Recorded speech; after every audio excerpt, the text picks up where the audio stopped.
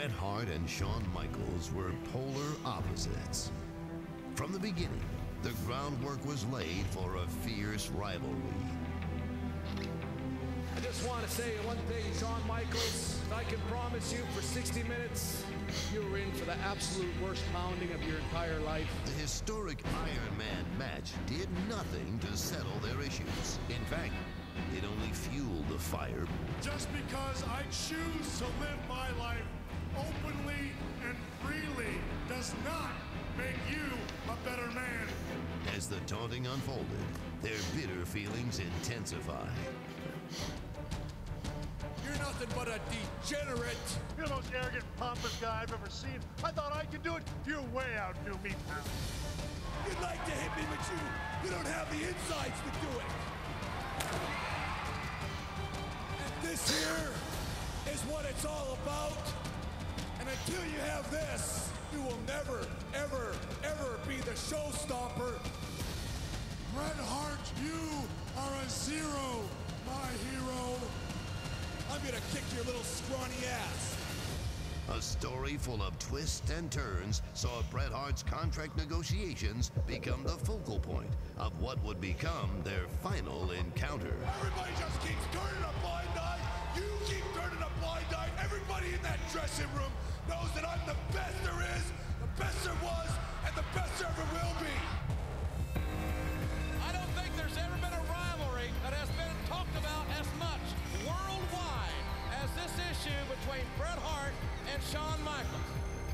And the smart money is that you will never, ever see it again.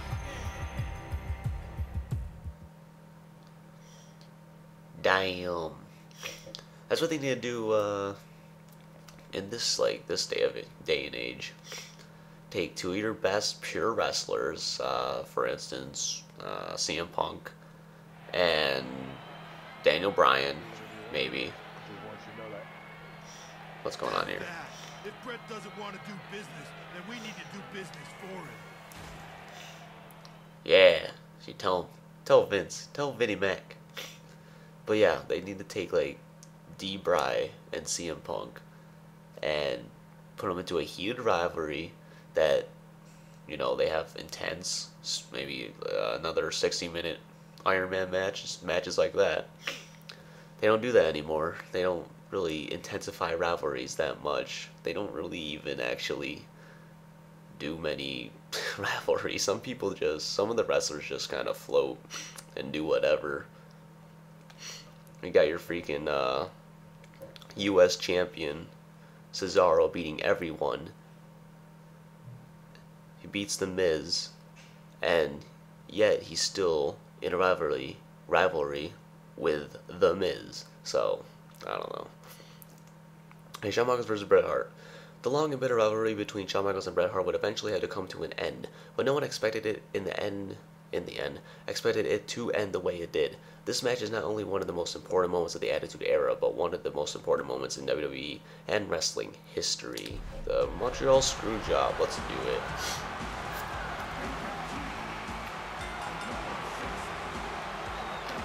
Two of the most dominant, two of the most premier athletes in the history of the WWE are moments away from locking up right here in Montreal.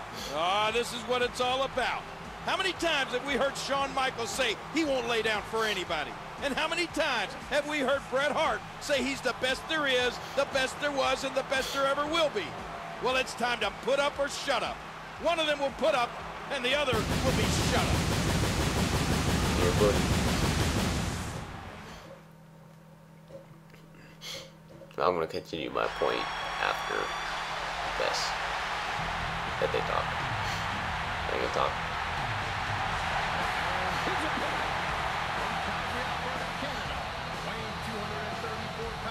It's my last match. I gotta do other shit after this. Well, folks, this is very personal. This match is going to be stiff. It's going to be physical. The competition couldn't be any keener than it is right now.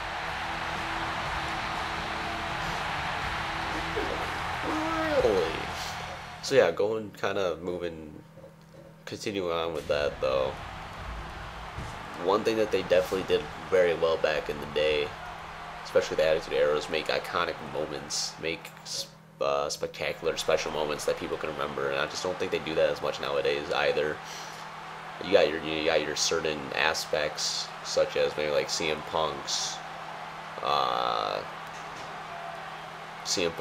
what is it, promo, the promo heard around the world when he sat at the top with Cena and laying in the ring and then talked about everything pretty much. King, these two men Boom. truly believe We're ready for that. they are the best. Oh god. It's all about the power, Ross. Shit, I actually lost that. Wants to damage the goods of Shawn Michaels so badly.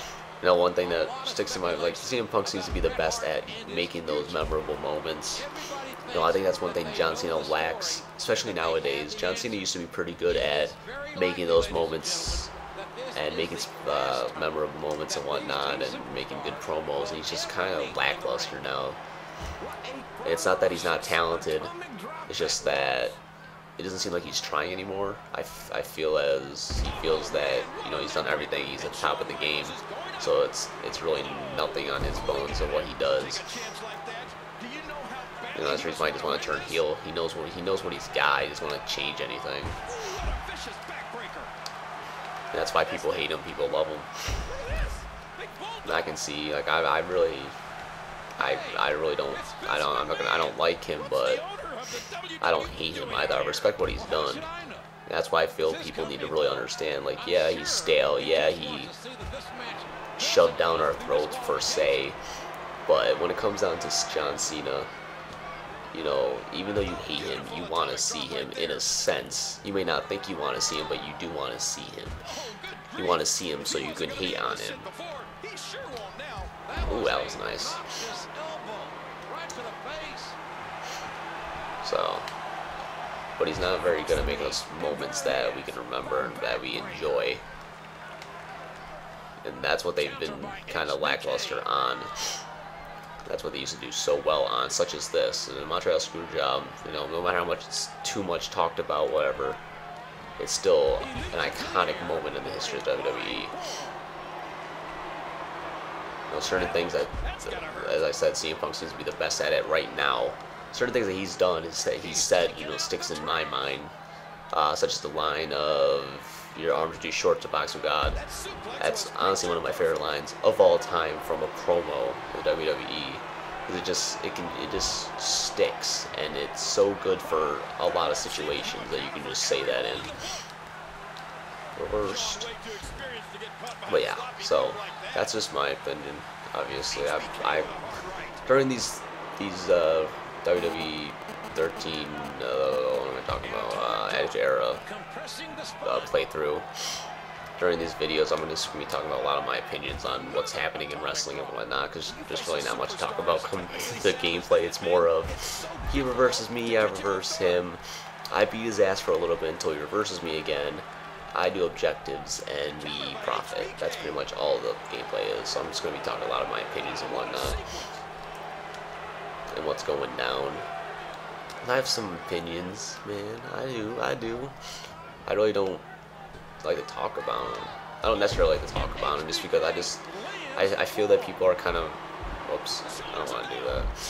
I feel like people are kind of forgetting the whole reason why we watch wrestling, and that's to be entertained. I feel people are kind of too, yeah, buddy, and they're kind of too in-depth into the politics of it. You should just be, you watch, you get entertained, and then you have those moments to remember. Now it's, you watch, you yell, you get annoyed at stupid things, get kind of entertained, and then talk about how shitty that particular show was. I feel like our standards are way too high for wrestling nowadays. Like, they don't have the assets as they used to have. And I feel like, I shouldn't say that. I should say they do have the assets what they used to have, but I feel that people don't see that. Like, you got your Dolph Zigglers, you got your Kofi Kingstons, and Cesaro's, Rybacks. You know, you got your guys that are, you know, upper mid card, that honestly could do very well, but it's because of the fans that they don't. You know, people need to stick by these people. People need to understand what, you know, what they're dealing with. We're not 10 years ago in the Attitude Era where there was a buttload of, you know, great superstars with great tag teams and whatnot, great big names. We just gotta take what we got and roll with it.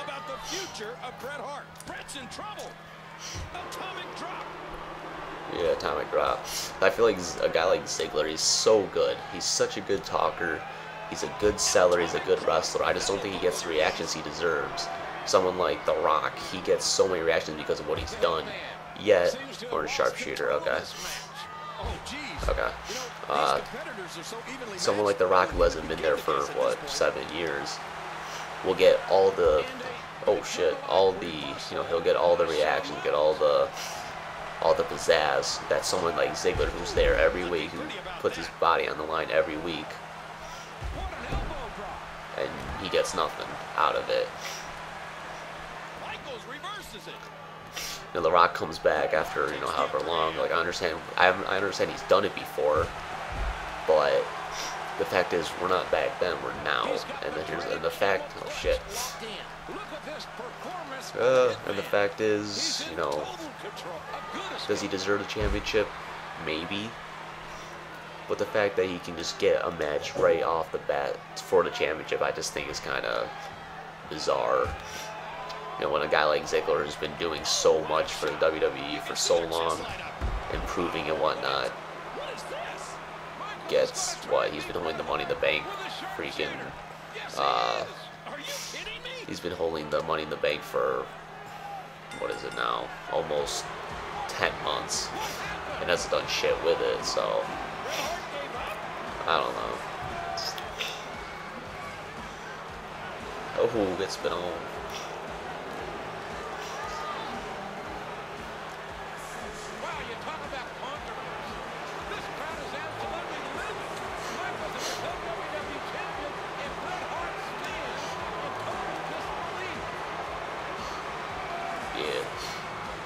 And a guy like Chris Jericho, he can come back.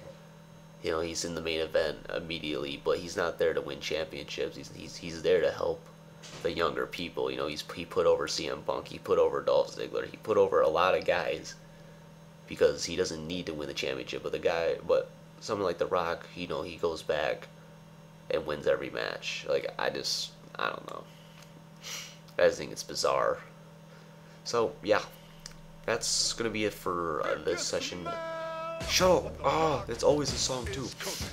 Don't get me wrong. I don't hate The Rock. I respect him.